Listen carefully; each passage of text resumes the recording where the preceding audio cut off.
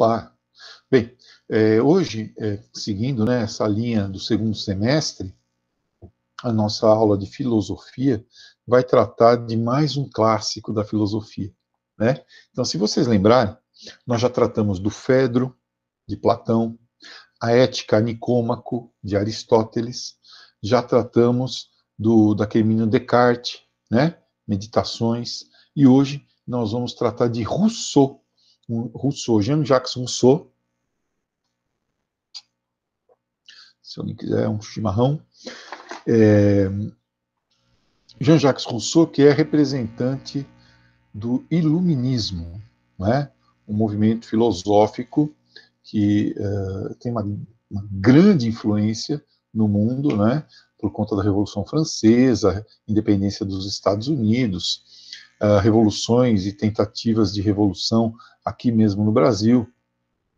No caso do Rousseau, né, ele é a fonte na qual beberam boa parte dos escritores aí do chamado campo progressista da esquerda, né, notadamente Karl Marx, também socialistas utópicos, também os socialistas cristãos, né?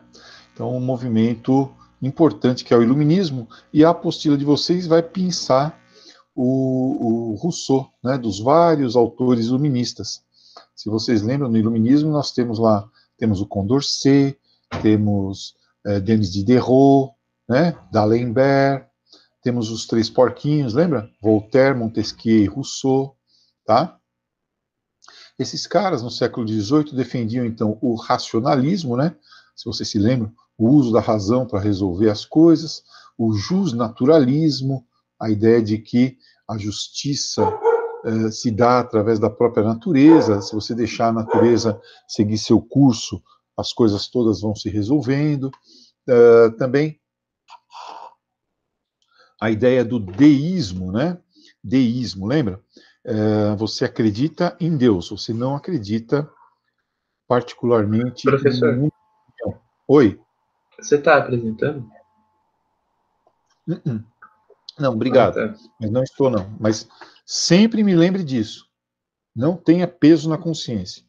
Tá? Ainda não estamos apresentando, não. Estou só relembrando um pouquinho da escola iluminista, né? O deísmo, a teoria do grande relojoeiro, né? Deus criou o universo e deixou que ele funcionasse aí por conta própria. Enfim, aquelas características básicas, né? Que nós encontramos no iluminismo. E dentro do iluminismo, esses três grandes recortes, esses três caras fundamentais. Né? Então, o século XVIII é o século das luzes. O Denis Diderot, que é um enciclopedista, foi uma das grandes influências para Rousseau, e inclusive depois ele ultrapassa Diderot, né?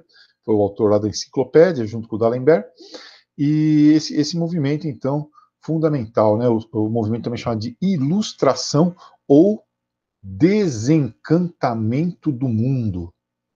Max Weber deu esse nome, o desencantamento do mundo. Quer dizer, um mundo que até então se resolvia com base na mística, um mundo que se resolvia com base na religião, e agora ele passa a ser explicado, resolvido através da razão. Importante. Pois bem, esses três caras, então, Voltaire, que era mais ligado, era um monarquista, né?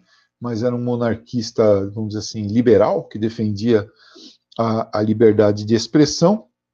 Montesquieu é o famoso autor da questão da divisão dos poderes, né? Dos três poderes, olha a influência dele, né? Executivo, legislativo, judiciário, pesos e contrapesos. Só o poder pode fiscalizar o poder.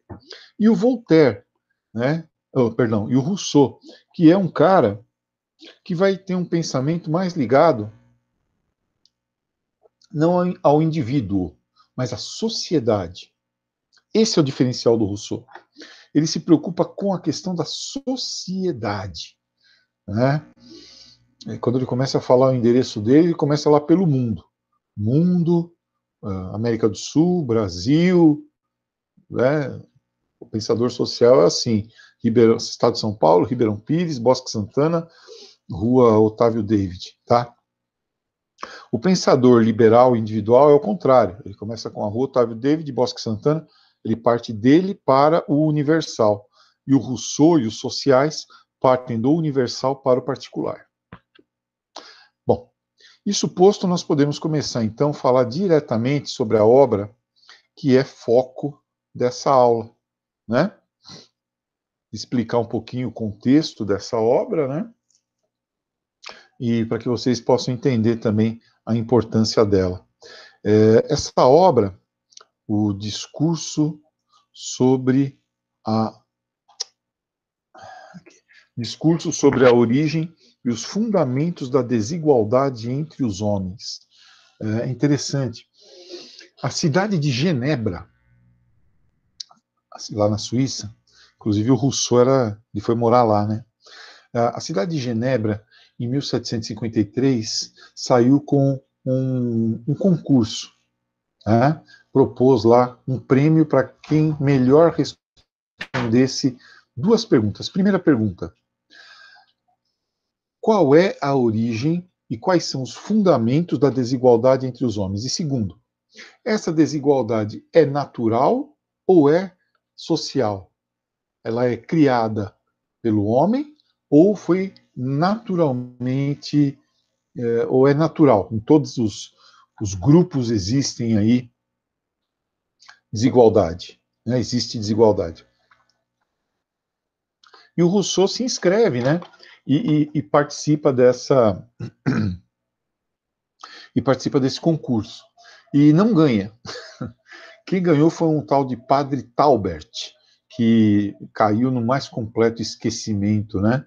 Ninguém lembra dele, só lembra porque ele ganhou do Rousseau, né? Mas enfim, começa então o Rousseau, esse livro fundamental, né? Rousseau, vocês se lembram, era um homem que era um sedutor, né? Rousseau era, acima de tudo, um sedutor. Era aquele cara que não se preocupava muito com os seus relacionamentos. Ele teve muitos filhos, não criou nenhum, tá? Nunca teve uma família constituída, porque ele dizia que ele não podia parar de filosofar para trabalhar e cuidar de uma família. Quanto a filosofia teria perdido se Rousseau tivesse ido trabalhar, né, num emprego normal que não permitisse a ele filosofar durante longas horas, né? A humanidade não teria o discurso sobre a origem e os fundamentos da desigualdade entre os homens, não teríamos o discurso sobre ciências e artes, o contrato social, o Emílio, enfim. Então, Rousseau, quando tinha uma obra desse tipo para fazer, ele ia para as montanhas lá perto de Genebra, ó. Então, dá uma olhada só no comecinho do livro, ele diz assim, ó, Academia de Dijon, desculpa, eu falei Genebra, né? De Dijon, diz o seguinte. Aqui, ó. Deixou Paris e afastou-se do convívio dos demais, perto de uma floresta em Saint-Germain. As confissões contam, que são coisas que ele escreveu depois, né? Contam qual era então seu estado de espírito. Abre aspas, agora é o Rousseau falando. Metido o dia todo na floresta, procurava e aí encontrava a imagem dos primeiros tempos da humanidade, dos quais orgulhosamente traçava a história. Não dava ouvidos às pequenas mentiras dos homens. Minha alma elevava-se até a divindade. Então ele se isolava do mundo para poder filosofar. E daí saiu uma das grandes obras da humanidade, né? Quem tem essa coleção que eu mostro toda semana, né? Os Pensadores em Casa, às vezes tem lá largado, alguém comprou sem querer, né? Rousseau, volume 2, tá? O Rousseau ele tem 2 volumes nessa coleção. Esse aqui é o volume 2, onde está o discurso sobre a origem e os fundamentos da desigualdade entre os homens, tá? E aí, então, ele escreve esse livro, que é um livro que acaba sendo uma espécie, aí, ó, esse aqui é a capa do Contrato Social, ó, outro clássico do Rousseau, né? O Rousseau parece mesmo aquela tia velha, né, que a gente tem. Muito bem. Então, a minha tia Dirce, aconteceu o seguinte, o Rousseau, o Rousseau, quando escreve esse livro, ele faz uma espécie de investigação antropológica. É preciso considerar o contexto social da época e o que acontecia também nessa época, metade do século XVIII, em que os europeus estavam entrando com grupos que até então haviam vivido isolados da humanidade ocidental, europeia, enfim, né? Esses grupos viviam naquelas ilhas lá do Pacífico, sabe? Que estavam naquele momento sendo demandadas pelo capitão James Cook, pelo Bougainville, né? Enfim, uma série de navegadores que estavam se apropriando lá da Oceania, do chamado Novíssimo Mundo, né? A bacia do Pacífico. E chegavam de lá informações, agora mais coligidas, assim, né? Com mais racionalmente anotadas, sem tanto adjetivo, tantos maneirismos, né? Como os escritos renascentistas das descobertas do século XVI, como a Carta de Achamento do Brasil, do Pero Vaz de Caminha, em que ele escreve coisas assim, ele perde totalmente a objetividade, pede emprego para o rei, né? E agora não, agora estão chegando relatos com esses navegadores mais objetivos, mais, vamos dizer assim, mais científicos. E o Rousseau, claro, né, um homem plugado com a sua época, ele atenta para esses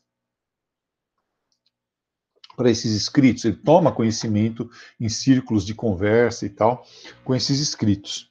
E aproveita esses conhecimentos que ele está recém-adquirido para fazer um tratado, que é esse, né, que a gente pôs aqui, ó, a origem e fundamentos da desigualdade entre os homens, para falar a respeito desses povos que viviam de uma maneira integrada à natureza, né, sem muita hierarquia, dizendo que aquele é o estado de natureza. Então ele identifica naqueles povos uma espécie de artefato arqueológico, vamos chamar assim, né? Ele identifica naqueles povos a pureza inicial da raça humana. E aí ele fica pensando, como que aqueles caras vivem daquele jeito e por quê?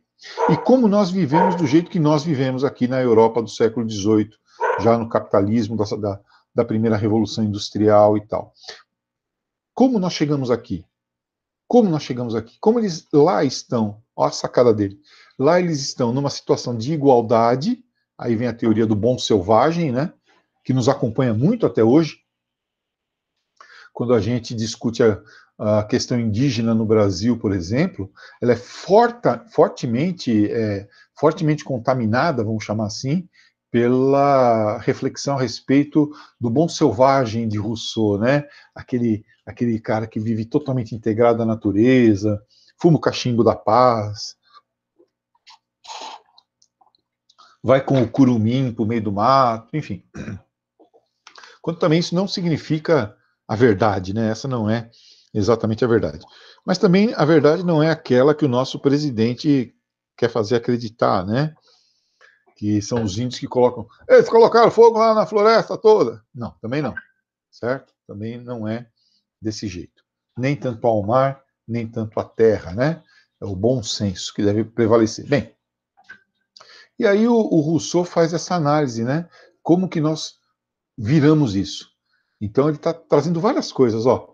A teoria do bom selvagem, está trazendo a teoria do estado natural e do estado de sociedade, né? Estado de natureza e estado de sociedade. Implícito aí, vocês vão ver, vai aparecer a noção de contrato social, que é a necessidade de um regulador para que essa desigualdade não seja absoluta, né? E não seja cruel. Tá? Então ele vai trazer várias considerações nesse livro que vão servir de base para uma série de outros autores, inclusive para o próprio Rousseau. Tá? Então, vamos dar uma olhadinha nessa obra aí. Ó. Academia de Dijon, né? É que depois ele dedica o livro à cidade de Genebra. Né? Em 1753, propôs essa pergunta. Isso era comum, tá? Os chamados concursos científicos. Ó. Qual é a origem da desigualdade entre os homens? E ela é permitida pela lei natural? Quer dizer, a desigualdade é natural ou é social? Olha aqui, que pergunta provocativa, né? Olha que legal. Quer dizer, vocês já pensaram nisso? Entre os macacos, os leões, as abelhas, os lobos, será que existe desigualdade? Ou a desigualdade é alguma coisa criada pelo homem? E se é criada pelo homem, por que só o homem criou a desigualdade social? Aí, ele, com aquela vida errante dele, muda-se para Paris, vai para o meio do mato, né, se interna lá no meio do mato, tá? Perto de uma floresta, né? E vem lá. Ó, aquela parte que eu li para vocês.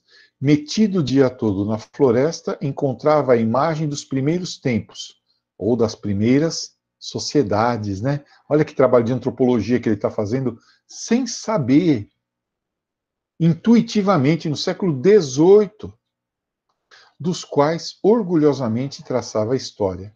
Não dava ouvidos às pequenas mentiras dos homens, a vida cotidiana, né? Essa nossa vidinha, né?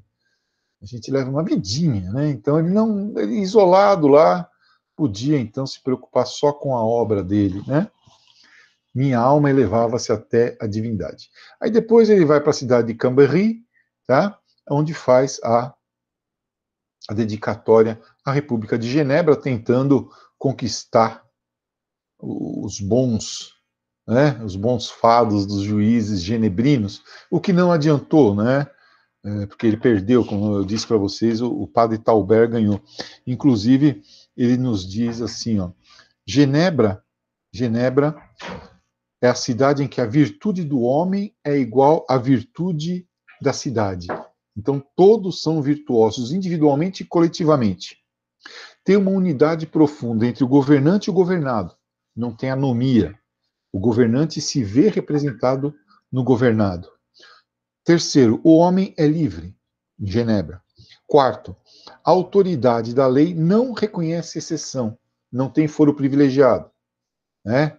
Cometeu o crime, o rico e o pobre são julgados igualmente. E quinto, os velhos, né, perdão, a ancianidade da lei, quer dizer, a antiguidade da lei, é fiadora de sua adaptação ao povo, que, de sua parte, está adaptado a ela. Então, o povo criou a lei que o julga. Então, a lei é legítima, ela não é imposta, ela é proposta, ela é conversada, ela é dialogada. Assim é que o Rousseau tenta conquistar em Genebra, né, a simpatia dos juízes. Tá? Bem, aí depois ele continua, né? Genebra não tem não tem ambição em relação aos seus vizinhos e tal. E aí ele conclui dizendo: as mulheres são as guardiãs dos costumes e da paz. A República de Genebra oferece a imagem da verdadeira felicidade. E para mim, basta contemplá-la para sentir-me feliz. Né? Então ele mais ou menos tenta mostrar que Genebra conseguiu fazer a harmonia entre o estado de natureza e o estado de sociedade. E, ao mesmo tempo, puxar o saco de Genebra para ver se ganha o concurso. Tá? Então está aqui a obra, né, que faz, o nome dela, que faz uma diferença fundamental entre, ó, vamos lá, hein, pessoal? Atenção. As virtudes morais, ó, as virtudes morais, naturais ou físicas, certo? Que para Rousseau, nesse caso, não interessam. Se é forte, se é robusto, se não tem nenhum problema físico. Esse tipo de virtude, para Rousseau, não interessa. Por quê? Porque ela tem a ver com o indivíduo e não com a sociedade. Tá? E ele está querendo falar sobre os homens. Então, ele vai para as virtudes morais e políticas. Essas são as que interessam. Porque elas são, segundo Rousseau, conseguidas através da convergência de interesses do grupo social. Ó, aquilo que ele chama aqui de convenção é o contrato social, né? É aquilo que as pessoas combinam entre si para garantir a sua vida, para garantir o seu convívio. Ele discorda do Hobbes. Lembra o Hobbes? O homem é lobo do homem, né? Ele discorda, o homem é naturalmente mau. Para Rousseau, o homem é naturalmente bom. Naturalmente no sentido da sua natureza. Enquanto estado de natureza, o homem é bom. É o estado de sociedade que vai corromper o homem, tá? E aí ele vai falar aqui, eu vou seguindo o livro, tá, pessoal? Na primeira parte do livro, ele fala sobre o homem natural, né? O homem. Veja, eu não estou usando o termo primitivo, porque Rousseau também não usava, né? Mas como recurso didático, vamos falar em homem primitivo. Só como recurso didático. Nunca usem isso numa redação. Nunca, tá? Você tem que falar em povos originais, povos nativos, tá? Povos tradicionais. Usa esses termos, tá? Não usa primitivo.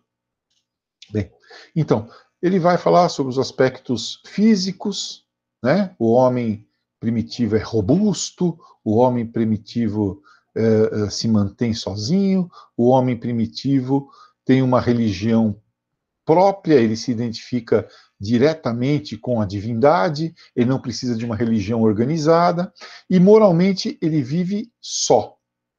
Tá? Ele tem autopreservação, ó, falei, né? Ele discorda do Hobbes, né? Ele discorda do Hobbes, tá? Então, para o instinto de autopreservação, tudo bem que ele viva só inicialmente, mas ele percebe que se ele viver com uma outra pessoa ou com um outro grupo, ou num grupo maior, a possibilidade dele viver, sobreviver é maior. A possibilidade de ter sucesso na caça é maior.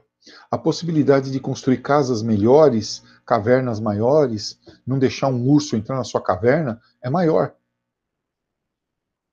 Inclusive, se for o caso, comer o urso, né? Então, ao contrário de Hobbes, que vê um homem isolado, mau, que só quer gananciosamente o que é do outro desde o estado de natureza, o Rousseau diz que não.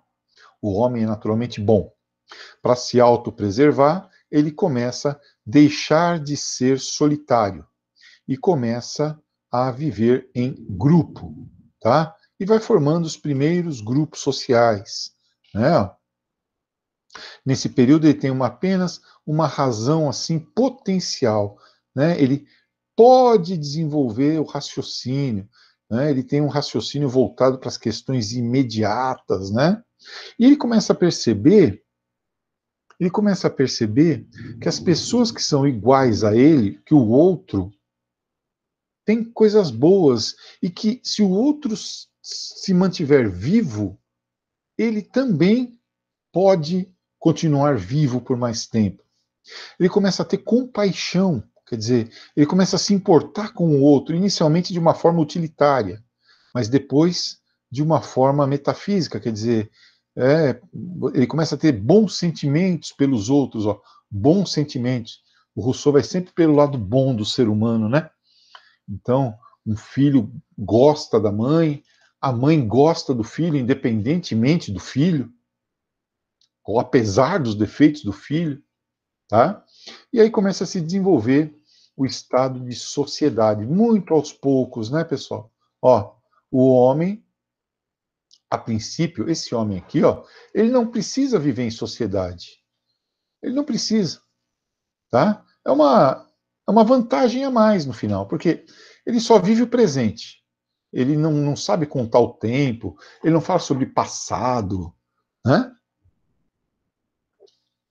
É o dia de hoje. Ele é robusto, ele é forte, porque ele encontra na natureza o que ele precisa, e a natureza é farta em oferecer o que ele precisa. Ele se organiza bem individualmente para poder levar a vida dele. Ele tem os instrumentos dele para fazer a fogueira, ele tem os instrumentos para caçar, ele tem os instrumentos para fazer a rede. Se vira. Tipo Bear Grylls, né? Se ele tem uma capacidade importante que é aprender, né? Então, se ele não sabe alguma coisa, ele aprende. Ele aprende. E apesar de tudo, acima de tudo, ele é inocente. Inocente não significa que ele seja bom apenas. Ele não conhece bem ou mal, tá? Ele pode matar, inclusive, sem se sentir mal por isso, né? O que seria hoje em dia uma psicopatia, né? Uma sociopatia. Bem, Duas coisas, então, fazem com que o homem se diferencie dos outros grupos de animais. Primeiro, o homem é livre, livre no sentido de que ele não está preso a instintos, a manadas, a grupos. E segundo, o homem tem capacidade de melhorar cada vez mais aquilo que ele recebe do outro, ou melhorar a si mesmo. Ele consegue fazer instrumentos melhores, enfim. Ele sabe como melhorar. Ele sabe como melhorar, tá? Ao mesmo tempo, ele vai se relacionando. Ó, isso aqui é antropologia pura. Ele vai se relacionando. Margaret Mead, século XX, escreveu sobre isso aqui. Ó. Ele vai em cima do Rousseau. Ele vai se relacionando com os outros homens através de símbolos, né? Então, ele vai deixando esse registro dos símbolos lá nas cavernas, por exemplo, como caçar, como isso, como aquilo, como fazer com que o animal caia na minha armadilha, tá? Muito bem. Então, chega um momento em que essa vida de homem natural pode ser melhorada. Como? Através da passagem para um outro momento. Não dá para ser, o que o Rousseau está dizendo é o seguinte, não dá para ser natural e social ao mesmo tempo. Ou você está no estado de natureza, ou você está no estado de sociedade. Tá? Quando o homem passa do estado de natureza para o estado de sociedade, é que vão começar a aparecer as desigualdades. Porque você concorda, se você vive sozinho, isolado, você não é desigual de ninguém, né? Como você pode ser desigual se você vive sozinho? O critério para igualdade e desigualdade é o outro. O outro é igual a mim, o outro é superior a mim, ou o outro é inferior a mim. Em um critério ele é superior, em outro ele é inferior, em outro ele é igual, né? Então, eu preciso do outro até para ter a desigualdade. Uma questão lógica, né? Uma condição sine qua non, tá? Começa, então, a desigualdade. Só que essa desigualdade que eu falei, de um ser bom para caçar, o outro ser bom para pescar, o outro ser bom para fazer fogueira, o outro ser bom para arrumar abrigo, não é uma desvantagem. Ah, o que sabe fazer fogo é mais importante do que o que sabe caçar. O que sabe arrumar água é mais importante do que o que sabe construir abrigo. Não.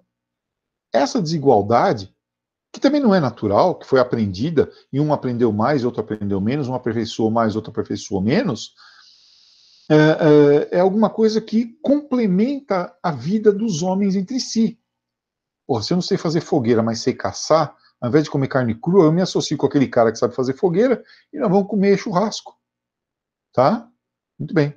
Então, essa desigualdade vem de fatores externos ao homem. A desigualdade, enquanto elemento negativo, não é natural. Ela é externa ao homem. Vamos ver então. Nessa outra parte da obra é que vem aqui o fator externo. O homem, vocês viram lá no Darwin, né? Olha o Darwin bebendo na água do Rousseau, né? Que a grande vantagem da evolução humana é a adaptação. O homem natural, tá? Ele tem que se adaptar continuamente para garantir a sua subsistência. Se ele está num deserto, o que adianta saber pescar? Não tem rio, não tem água, né? Se ele está no gelo lá, ele tem que saber fazer fogueira, tá? E aí vem essa história da complementaridade. Se ele vai atravessar um território hostil, com animais, com feras ou com grupos que não querem ser incomodados, ele tem que se associar a outros homens para se defender, para caçar, fazer tudo isso que eu falei até agora, né? Então, ele começa a se associar. E aí vem as grandes questões, né? Sobreviver, aquilo que o Marx falava, né? As condições objetivas da realidade, tá? Ele tem que sobreviver, ele tem que entender, por exemplo, que com uma casca de árvore, uma casca, ele consegue fazer uma cuia para beber um líquido, né? E aí ele pega a cabaça e começa a fazer, tá? Esse homem andarilho aqui, em alguns lugares, ele encontra condições melhores de sobrevivência, e ali ele para. É a primeira ruptura que o Rousseau nos mostra aqui, ó. Ele começa a ficar mais tempo no mesmo lugar, começa a dividir tarefas com outros homens, né? Percebe que a vida em sociedade é menos dura do que a vida de não saber se vai dar para pescar, caçar, fazer fogueira, abrigo, né? Lugar que já tem água garantida. E aí esse homem começa a se apegar a esse lugar. É quando surge quando surge a noção de família. A noção de família A noção de família traz dois ou três conceitos importantes para a preservação da sociedade. O primeiro é o amor conjugal, o amor entre homem e mulher, para garantir a sobrevivência da prole e também para produzir prole, né, para proletariar. Muito bem. Então, homens e mulheres, né, passam a viver juntos. Surge o amor conjugal. Surge também o amor paterno e materno. O amor materno surge antes do amor paterno, né? E surge o amor filial, o amor do filho pelos pais. Sim, ele existe. Vocês podem não acreditar, mas os filhos gostam dos pais, né? Muito bem. Então nós temos amor conjugal, amor paterno-materno, eu só pus paterno aqui, né? E o amor filial, tá? Então, isso faz com que o homem passe a se preocupar com o seu filho, com a sua filha, com a sua família, o homem, a mulher, enfim. Então, ele já passa a ter preocupação com o futuro. E essas várias famílias vão formando comunidades. Pronto. Aqui, para Rousseau, era a hora de parar. Aqui o homem estava vivendo bem, socialmente, porque ele é um homem, o homem é um ser social, aqui era a hora de parar. Né? Ele estava vivendo com menos recursos, ele não tinha 50 pares de sapato, ele não tinha 25 mil camisetas, ele não tinha taco de hóquei, né, de beisebol, ele não tinha, enfim. Mas ele vivia, ele comia, ele morava, ele dormia, né? Ele podia ter parado aí. Porém, a hora que você percebe que você já sabe caçar rato, você começa a caçar porco. Quando você sabe que já dá para criar porco, você começa a caçar búfalo. Só que aí você pode também criar o búfalo. E aí a coisa vai aumentando, vai aumentando. Ao invés de ter uma casa, ter duas. Né? Ah, essa terra aqui nasce mais comida do que naquela terra ali. Ou aquele meu vizinho lá, se ele vier plantar aqui, eu não vou deixar. Então, quando o homem começa a ficar ganancioso, quando ele percebe que ele pode dar mais conforto para a vida da família dele e para ele, e ficar mais forte e ficar mais poderoso do que o vizinho, é quando surge a verdadeira desigualdade. Surge a competitividade. Olha aqui, ó. Você começa a competir. Quando o homem percebe que ele é diferente do outro, que ele pode ser melhor que o outro, aí, meus irmãos, é a guerra russoniana de todos contra todos, em função da competitividade. Se houvesse cooperação, isso não aconteceria, mas o homem não quis saber disso, ele quis saber de ter mais. Mais. São nomeados, então, os magistrados, né, como diz o Rousseau no seu livro. Os magistrados que passam a ser a consciência do homem, porque até então o homem tomava suas decisões com base apenas na sua consciência. Mas ele era naturalmente bom. Só que agora ele precisa de alguém para controlar a consciência dele. Né? Porque essa consciência já não se move mais apenas em função do bem-estar, em função de ter o suficiente, mas sim de atender a interesses egoístas que o homem passa a ter. Alguns conseguem desenvolver a agricultura, enquanto outros não. Esses que desenvolvem a agricultura estão em áreas de solo fértil, próximos à água. Outros desenvolvem a metalurgia e conseguem desenvolver armas para pegar a terra dos que são agricultores. E os agricultores desenvolvem a metalurgia para não deixar que outros peguem a terra deles. O Estado toma conta de tudo. Surge também a propriedade privada. Isso aqui é meu e eu não vou deixar ninguém invadir. Se vier alguém aqui, eu mato. E a lei diz, não, tá certo, até porque eu, juiz, também tenho a minha propriedade. Eu não quero que ninguém a invada. Começa a desgraça do homem, né? A acumulação de capital, terras, poder, armas, soldados, dinheiro, faz com que alguns tenham mais do que os outros. Os ricos e os pobres passam a coexistir, sendo que existem mais pobres do que ricos, porque alguns acumulam enquanto outros apenas usam. Dessa forma vem o contrato social, tá? Que é uma forma de regular minimamente os conflitos. Para Rousseau, o contrato social surge, o contrato social, esse acordo, surge para garantir os privilégios dos ricos, para mostrar que se o pobre tentar atacar aquilo que é do rico, ele vai se ferrar. É o contrato social que aparece então.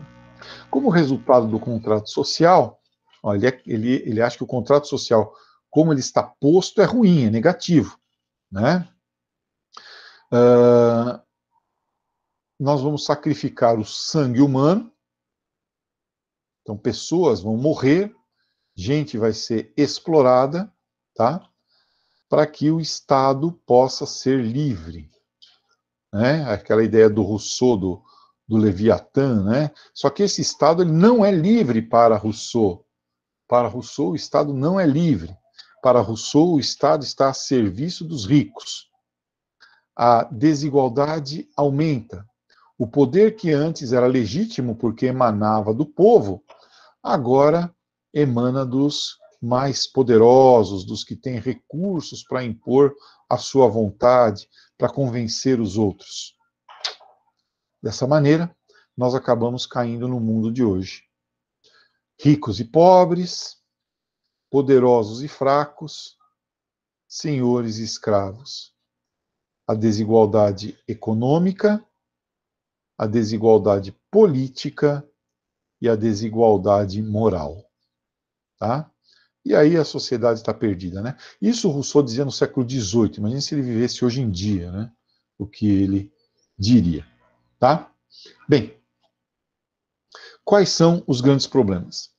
A propriedade, para Rousseau, né? Para Rousseau, o contrato social divide os homens a partir do critério de propriedade. Os que têm propriedades são ricos, os que não têm são pobres. E o problema é quando o pobre se acha rico. Esse é o problema. Segundo, governos, que estão a serviço dos ricos, que dividem os homens em poderosos, que são os governantes, que também são os ricos, e os governados, que são os pobres. E os estados despóticos, aqueles estados em que ninguém pode reclamar de nada, caso contrário vai preso, é morto, etc. E divide o mundo entre senhores, que são os que podem mandar, que são os que se apropriaram do poder do Estado, do governo, e são os que têm propriedade, e os escravos, que são os fracos, que são os pobres. Rico, governante, senhor. Pobre, fraco, escravo. Tá? Isso então, agora retornando, né? Olha que dissertação bonita. Isso então, tudo isso é que deu origem à desigualdade entre os homens. Esse conjunto de fatores, pelo homem não ter parado onde deveria ter parado, até porque a evolução não para, né? Acabou gerando aí a desigualdade entre os homens. Tá? E ele acaba o livro dizendo isso, né? A República de Genebra, obrigado, República de Genebra, na Suíça, por ser tão maravilhosa, você que organizou aí a premiação, né? Você é o símbolo do lugar aonde o estado de natureza e o estado de sociedade tiveram sua transição mais pacífica, mais tranquila, né? É a imagem mais aproximada, ele não diz que é, mas é a mais próxima do que seria um estado virtuoso e feliz, democrático e solidamente estabelecido. Então, ele dá aquela puxadinha de saco, mas não adianta nada. Ele exemplifica que é possível fazer, Genebra fez, porque outros lugares não poderiam fazê-lo também. Então, é disso que fala essa aula, né? Uma aula pesada, né, pessoal? Uma aula pesadinha. Como foi uma aula muito pesada e tem muito exercício, hoje eu não vou dar aula de sociologia, tá? Que também ia ser uma aula do caralho. Que é uma aula, vou mostrar aqui para vocês, uma aula sobre. Eita, peste, abre aí. Sobre o pensamento sociológico brasileiro. Isso aqui, acho que vai ser a aula mais árida que nós vamos ter em todos os tempos, né? Então, vamos ter que falar sobre o Silvio Romero, que foi seguidor de Conte no Brasil, depois trazer para os nossos sociólogos todos, né? Olha a quantidade de nomes que eu vou ter que mais ou menos explicar para vocês aí o que fizeram, o que deixaram de fazer. Então, vamos deixar essa nossa aula aqui, estamos bem adiantados, né? Até do Fernando Henrique eu vou ter que falar. Vamos deixar essa nossa aula aqui para o dia 19, o dia 19 de outubro, tá? E assim vocês podem se dedicar a essa aula do Rousseau. A aula do Rousseau, essa que nós tivemos hoje. Eu preciso do resumo, tem que fazer bem feitinho, só vai ter isso. E os exercícios, mandem para mim, entre hoje e amanhã, tá bom? Amanhã nós não temos encontro, né, por conta do conselho de classe. Hoje ainda, daqui a pouco, nós temos encontro de Geografia do Brasil e História do Brasil. Alguma pergunta, alguma dúvida, alguma colocação? Tudo bem? Então, daqui a pouco, às 10h50, a gente se encontra para aula de Geografia e História. Tchau, tchau. Qualquer coisa, me procure no WhatsApp.